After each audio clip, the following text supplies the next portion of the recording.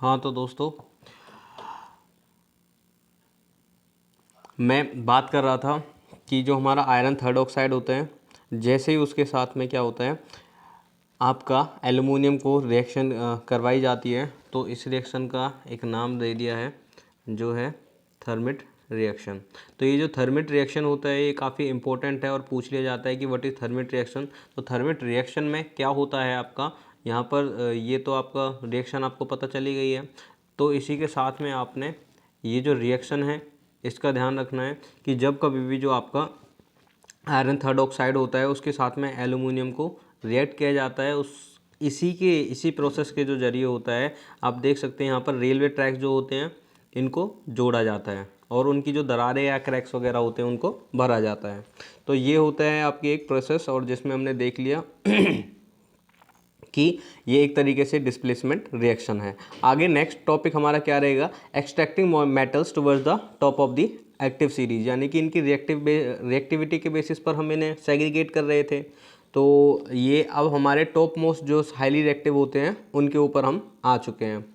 तो मेटल्स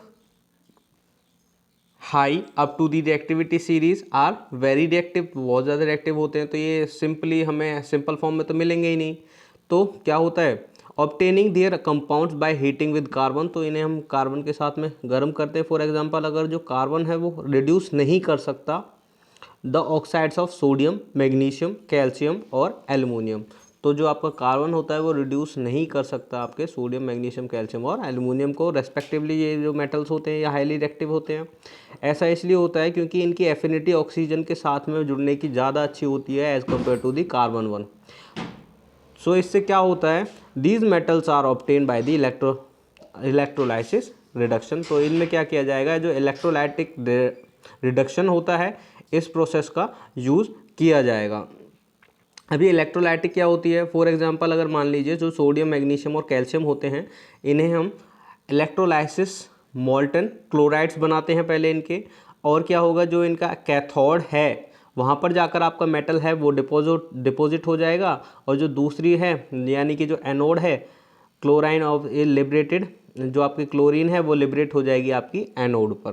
ठीक है, जैसे कि आप यहाँ पर देख ही सकते हो, कैथोड पर आपका सोडियम और आपका एनोड पर chlorine.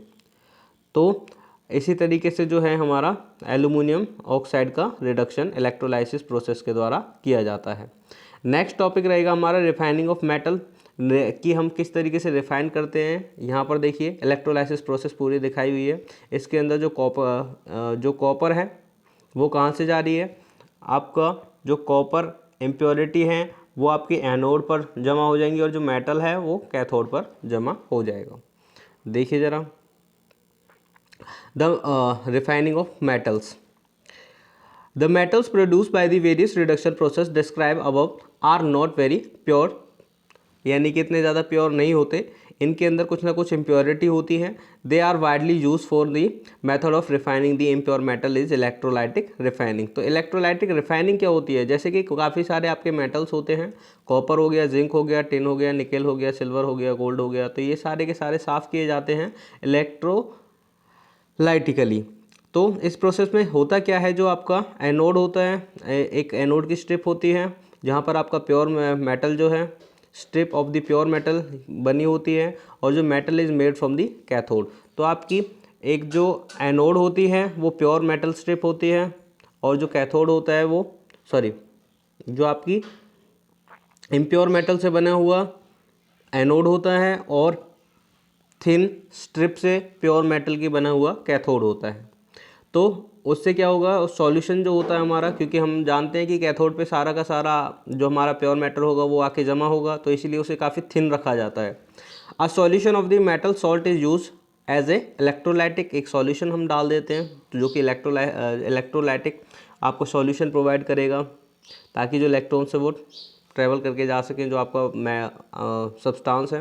The apparatus is setup आप देख सकते हैं 3.12 अभी दिखाया मैंने। ऑन पासिंग दी करंट, जैसे ही हम एनोड और कैथोड से करंट पास करेंगे तो क्या होगा, जो प्योर मेटल है वो क्या from the anode dissolve into the electrolytic, तो वो एनोड से डिजॉल्व होगा इलेक्ट्रोलाइटिक के अंदर, और क्या होगा, जो प्योर मैटर है वो जा कर के जमा होना स्टार्ट हो जाएगा कैथोड पर। और इससे क्या होगा, जो सॉल्युबल इम्प्योरिटीज़ होती हैं हमारी गो इन टू दी सॉल्यूशन, तो वो सॉल्यूशन के अंदर चली जाएंगी। वेयर जो हमारी इंसॉल्युबल इम्प्योरिटीज़ होंगी वो कहाँ पर आ जाएंगी, वो एनोड पर मड के रूप में जमा हो जाएंगी। इसके बाद में इस चैप्टर का सबसे लास्ट टॉपिक है हमारा कोरोजन।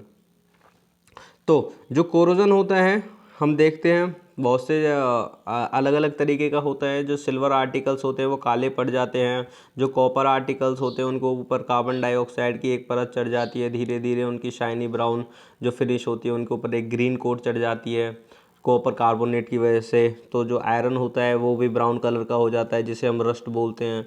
होता किस वजह से, इनके होने के कारण क्या क्या हैं, देखिए यहाँ पे एक एक्सपेरिमेंट किया हुआ है।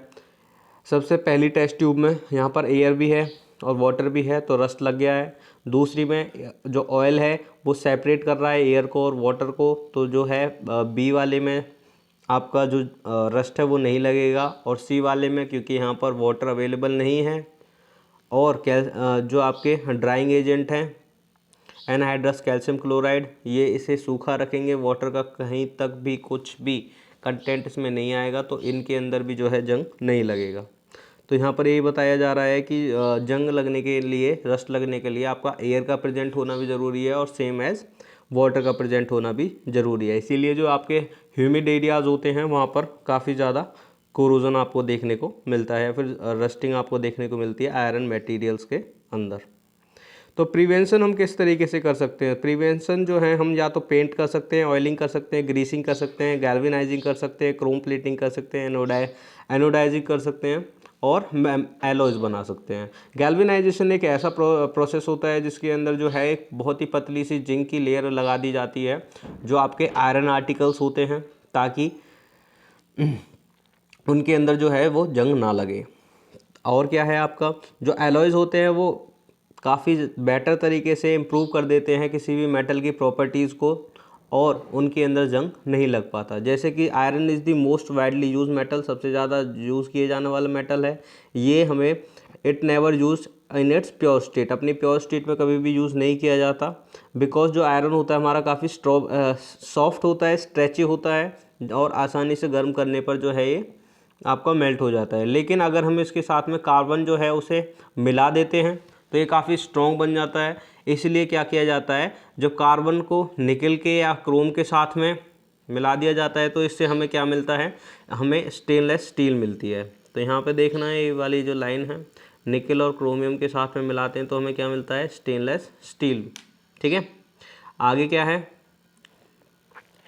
Which is the harder and not to rust, इसके ऊपर ये काफ़ी हार्ड भी होती है और इसके ऊपर रस्ट भी नहीं लगती। और जो हमारे सब्सटेंस होते हैं उनकी भी कुछ और प्रॉपर्टीज़ होती हैं, जैसे कि any metal can be change into a mixed with the some other substance, the substance added may be a metal और नॉन मेटल। जो आप एक सब्सटेंस दूसरे सब्सटेंस के अंदर मिला रहे हो, मेटल या नॉन मेटल दोनों को मिक्स कर सकते हो।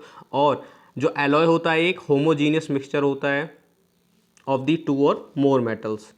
ये यहाँ पर काफ़ी इम्पोर्टेंट लाइन है, जो आपका एलॉय होता है ये हेट्रोजीनियस मिक्सचर है या होमोजीनियस। तो आपने ध्यान दे के बताना है कि ये कैसा है, एक होमोजीनियस मिक्सचर है। अगर आपको पता है होमोजीनियस मिक्सचर की डेफिनेशन क्या है तो कमेंट करके बताइए। आगे क्या है, तो मेटल्स एंड नॉन मेटल्स इस तरीके से हमारे प्रिपेयर किए दोनों को मिक्स करके हमारे एलॉयज बनाए जाते हैं। It is prepare firstly from the melting in the primary metal, यानी कि हमारा जो मेन मेटल होता है उसे पहले पिघलाया जाएगा और फिर जो है दूसरा जो मेटल होता है उसे मोल्टन स्टेट के अंदर डिफाइंड प्रोपोर्शन में डाल दिया जाता है और ठंडा करने पर जो है हमारा जो एलॉय है वो हमें मिल जाता है। जैसे कि यहाँ पर एक और चीज़ है, जो आपका प्योर गोल्ड होता है 24 कैरेट गोल्ड, वो काफ़ी सॉफ्ट होता है, इसलिए उससे ज्वेलरी वगैरह नहीं बनाई जाती, इसलिए उसमें सिल्वर या फिर कॉपर को मिक्स किया जाता है ताकि वो हार्ड हो जाए। और इसे ही हम 22 कैरेट गोल्ड के नाम से जानते हैं, जिसका यूज़ किया जाता है आपके जो ऑर्नामेंट्स होते हैं उन्हें बनाने के लिए। और जो प्योर गोल्ड होता है यानी कि 22 पार्ट्स ऑफ द प्योर, यानी कि आपके 22 कैरेट इसमें प्योर गोल्ड के पार्ट्स होंगे और बाकी के जो 2 पार्ट हैं वो आपके कॉपर या फिर सिल्वर के होंगे। इसमें से भी काफ़ी पूछ लिया जाता है इस छोटे से पैराग्राफ के अंदर से, ये काफ़ी इंपॉर्टेंट है। अगर आप जो है मेटल लाइज जैसे कि आपका मर्करी हो गया, then its alloy is known as amalgam. One of the metal is mercury, यानी कि आपका एक मेटल होता है मर्करी, उसके एलॉय का क्या नाम होता है। तो उस एलॉय का क्या नाम है, यहाँ से आप देख के बता सकते हैं, अमलगम। ठीक है।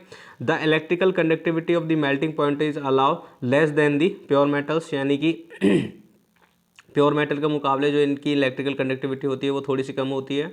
जैसे कि आपका जो ब्रास है वो एक एलॉय है कॉपर का और जिंक का। किसका? कॉपर का और जिंक का। कौन? ब्रास। तो जो ब्रास है इसका ध्यान रखना है अपना। इसके बाद में क्या है, ब्रोंज। जो ब्रोंज है वो एलॉय है आपका कॉपर और टिन का, और ये क्या है, जो कि are the not good conductor of electricity, whereas copper जो है वो क्या होता है आपका इलेक्ट्रिकल सर्किट के अंदर यूज़ किया जाता है, वो अच्छा खासा होता है। और लास्ट वन इज़ जो हमारा सोल्डर होता है, जो कि आपने देखा होगा जो वायर अटैच करने के लिए यूज़ किया जाता है, ये आपका लेड और टिन से मिलके बना हुआ होता है, जिसका मेल्टिंग पॉइंट काफ़ी कम होता है। और वेल्डिंग वगैरह में जो इलेक्ट्रिकल्स यूज़ करते हैं वो यही होता है, जिसे हम सोल्डिंग वायर बोलते हैं। ठीक है।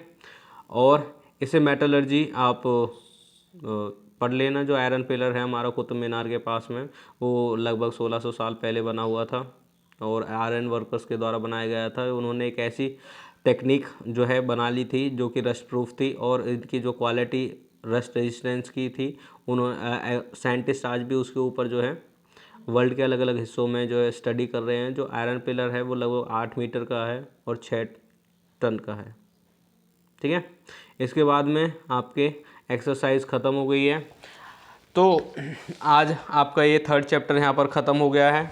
इसके बाद में 4th चैप्टर हम स्टार्ट करेंगे। अगर आपको ये सीरीज़ पसंद आ रही है तो अपने तक ना रखें, बाकी और भी जो आपके रिलेटिव्स में बच्चे आपके स्कूल में तो होते ही बच्चे हैं, तो अब बाकी आपके जो रिलेटिव्स भी हैं उन तक भी ये वीडियो पहुँचाएँ, ताकि वो भी अपनी पढ़ाई को कंटिन्यू कर सकें।